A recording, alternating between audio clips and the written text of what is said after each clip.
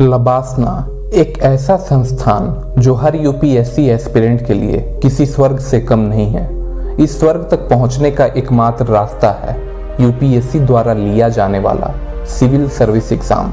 इस एग्जाम के PT mains और इंटरव्यू में पास होने के बाद सभी सफल उम्मीदवारों को अलग अलग सर्विसेज प्रदान की जाती है, जैसे आईएएस, आईपीएस, आईएफएस और आईआरएस सहित कई अन्य सर्विसेज। इन सभी सर्विसेज के ऑफिसर्स की लबासना में एक साथ 3 महीने 15 दिन की ट्रेनिंग होती है, जिसे कि फाउंडेशन कोर्स कहा जाता है। लबासना उत्तराखंड राज्य के मसूरी में स्थित है।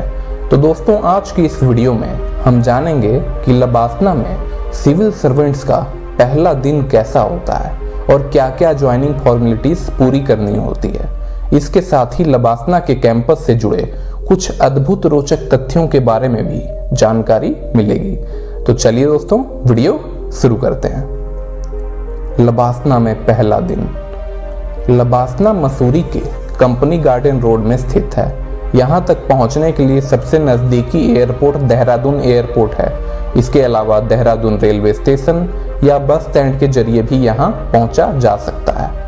पहले दिन रेलवे स्टेशन और बस स्टैंड में लबासना के फैसिलिटेशन काउंटर्स बनाए गए हैं, जो कि ऑफिसर ट्रेनीज के लिए यहाँ से टैक्सी के इंतजाम करने का काम करते हैं।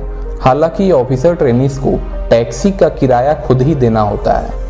टैक्सी पर बैठने के साथ ही ऑफिसर ट्रेनीज का लबासना तक का रोमांचक सफर शुरू हो जाता है। इस सफर के रास्ते में मसूरी की हरी भरी खूबसूरत वादियों को देखना अपने आप में अनोखा होता है। इन खूबसूरत वादियों को देखते देखते समय कैसे बीतता है यह पता ही नहीं चलता। लबासना पहुंचने के बाद ऑफिसर ट्रेनीज को इसी एंट्रेंस गेट से एंट्री करनी होती है। एंट्री करने से पहले गेट पर तैनात सिक्योरिटी गार्ड्स को आईडी कार्ड दिखानी होती है। इसके बाद अंदर प्रवेश मिल जाता है। चूंकि यह पहला दिन है, तो इस वजह से ऑफिसर ट्रेनीज के साथ आए हुए पेरेंट्स को अंदर जाने की अनुमति नहीं होती है। एंट्रेंस गेट से एंट्री करने के बाद ऑफिसर ट्रेनीज को कुछ दूर तक पैदल चलना होता है और फिर लबासना के रिसेप्शन काउंटर पर ऑफिसर ट्रेनीज को दोबारा से चेक किया जाता है। यहाँ पर ऑफिसर ट्रेनीज को अपना आईडी कार्ड दिखाना होता है और इसके साथ ही डीओपीटी से मिले अपॉइंटमेंट लेटर की कॉपी भी जमा करना होता है। इसके बाद ऑफिसर ट्रेनीज को लबासना का आईडी कार्ड इशू किया जाता है। यह आईडी कार्ड 105 डेज के फाउंडेशन कोर्स के खत्म होने तक ही वैलिड रहता है। इस कार्ड के जरिए ऑफिसर ट्रेनीज को लबासना के पूरे कैंपस का एक्सेस प्राप्त होता है। इसके साथ ही इस आईडी कार्ड से लाइब्रेरी और एकेडमी की कई अन्य सुविधाओं का भी एक्सेस मिलता है। आईडी कार्ड इशू होने के बाद ऑफिसर ट्रेनीज को रिसेप्शन काउंटर से मेन कैंपस में एंट्री मिल जाती है। मेन कैंपस में जाने के बाद सबसे पहले जो चीज दिखाई देती है वह है संपूर्णानंद ऑडिटोरियम। यहाँ से 10 कदम दूर चलने के बाद दीवारों पर लिखे कुछ इस तरह के वाक्य दिखाई देते हैं। सीलम परम भूषणम, जो कि लबासना का मोटो है, जिसका मतलब होता है चरित्र ही सबसे बड़ा गुण है। यहाँ से कुछ दूरी पर चलने के बाद ऑफिसर ट्रेनीज को भारत के दूसरे प्रधानमंत्री रहे लाल बहादुर शास्त्री की प्रतिमा दिखाई देती है। इन्हीं के नाम पर इस एकेडमी का नाम रखा गया है। यहाँ से अब ऑफिसर ट्रेनीज को सार्वेल बिल्डिंग की ओर जाना है, जिसे कि लैंग्वेज ब्लॉक भी कहा जाता है। सार्वेल बिल्डिंग में ऑफिसर ट्रेनीज को रूम अलॉटमेंट किया जाएगा। यहाँ पहुँचने के बाद ऑफिसर ट्रेनीज को रूम की चाबी मिल जाती है। रूम की चाबी मिलने के बाद ऑफिसर ट्रेनीज को साथ में एक कोड भी दिया जाता है। इस कोड के मिलने के बाद ही ऑफिसर ट्रेनीज को यह पता लग पाता है कि उन्हें कौन सा हॉस्टल में रूम मिला है। अगर किसी ऑफिसर ट्रेनी को K805 कोड मिला है, तो इसका मतलब यह है कि उन्हें कावेरी हॉस्टल के 805 नंबर का कमरा मिला है। ठीक इसी तरह अगर किसी ऑफिसर ट्रेनी को G304 कोड मिला है, तो इसका मतलब यह है कि उस ऑफिसर ट्रेनी को गंगा हॉस्टल के रूम नंबर 304 में कमरा अलॉट हुआ है। दोस्तों, लबासना में कई अलग अलग सर्विसेज के सिविल सर्वेंट्स की ट्रेनिंग होती है। तो दोस्तों, नीचे आप कमेंट बॉक्स में यह कमेंट करके बताओ, अगर आप यूपीएससी सिविल सर्विस एग्जाम की तैयारी करोगे तो इनमें से कौन सा सर्विस सेलेक्ट करोगे। नीचे कमेंट में बताएं। लबासना में कुल 10 हॉस्टल्स हैं, जिसमें से 5 हॉस्टल्स ही ऑफिसर ट्रेनीज को अलॉट होते हैं। वह 5 हॉस्टल्स है Ganga, Narmada, Kaveri, happy valley executive hostel और सिल्वरवुड एग्जीक्यूटिव हॉस्टल। इन 5 हॉस्टल में सबसे पुराना हॉस्टल है हैप्पी वैली एग्जीक्यूटिव हॉस्टल और सबसे नया हॉस्टल है सिल्वरवुड एग्जीक्यूटिव हॉस्टल। यह हमेशा से एक हॉस्टल नहीं था, यह पहले एक होटल हुआ करता था, जिसे कि एकेडमी द्वारा एक्वायर करने के बाद इसे एक हॉस्टल में तब्दील कर दिया गया। इसे एकेडमी का सबसे लग्जरियस हॉस्टल माना जाता है।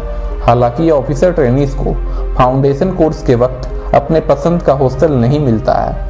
उन्हें लबासना एडमिनिस्ट्रेशन द्वारा जो भी हॉस्टल अलॉट होता है उसी में उन्हें शिफ्ट होना होता है। ऑफिसर ट्रेनीज को रूम अलॉटमेंट होने के बाद आगे की फॉर्मेलिटीज पूरी करने के लिए सरदार पटेल हॉल में जाना होता है। सरदार पटेल हॉल में जाने के बाद ऑफिसर ट्रेनीज को सबसे पहले अपना bank account detail account section पर जाकर सबमिट करना होता है। इसके साथ ही ऑफिसर ट्रेनीज को GIS फॉर्म भी सबमिट करना होता है।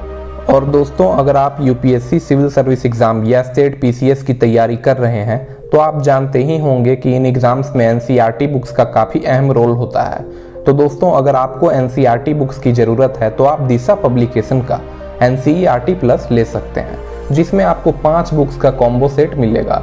ये 5 बुक्स है history, geography, Indian polity, Indian economy और साइंस। ये पांचों बुक्स 2 से 4 यूनिट्स में बटे हुए हैं और हर बुक में 8 से 24 चैप्टर्स हैं। हर चैप्टर 3 पार्ट्स में बटा हुआ है, पार्ट ए, पार्ट बी और पार्ट सी।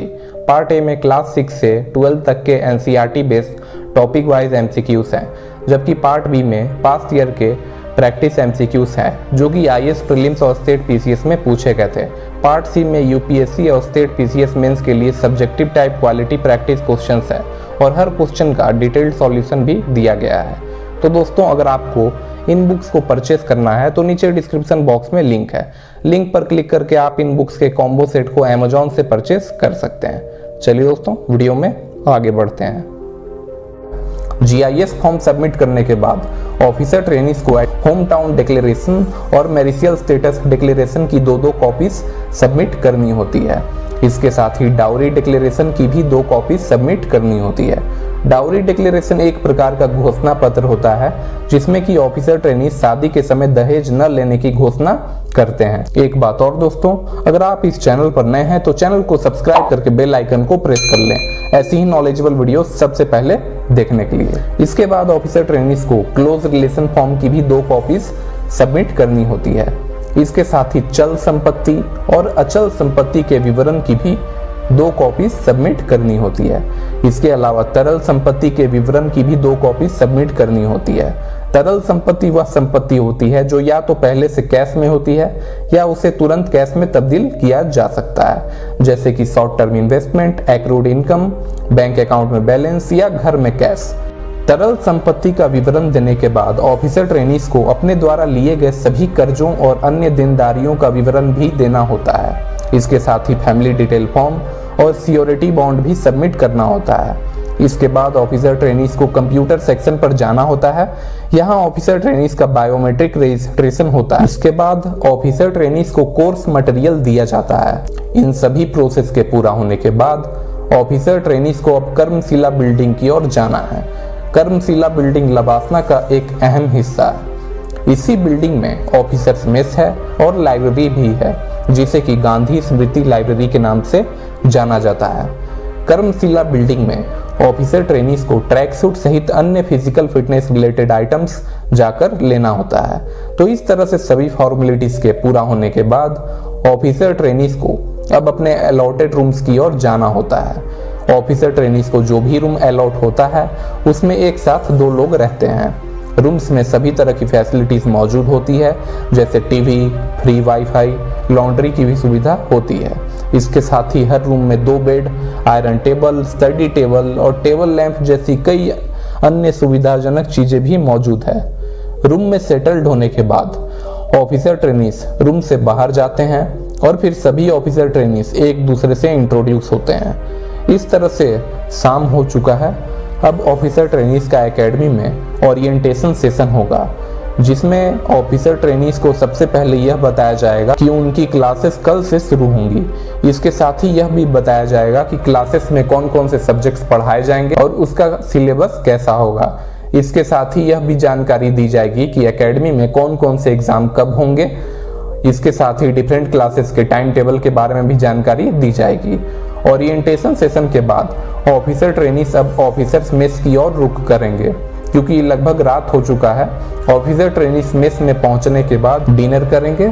मेस में स्वादिष्ट और लजीज व्यंजनों का आनंद लेने के बाद सभी ऑफिसर ट्रेनीज अपने अपने रूम में चले जाएंगे और कल के दिन की शुरुआत होने की प्रतीक्षा में गहरी नींद में सो जाएंगे। कल का दिन एक नया सवेरा होगा ऑफिसर ट्रेनीज के लिए, क्योंकि कल से ही लबासना में क्लासेस स्टार्ट होंगी। तो दोस्तों, आज का हमारा वीडियो यहीं पर समाप्त होता है। अगर वीडियो अच्छा लगा हो तो चैनल को सब्सक्राइब करके बेल आइकन को प्रेस कर लें। चलिए दोस्तों, मिलते हैं अगली वीडियो में। तब तक के लिए जय हिंद, वंदे मातरम।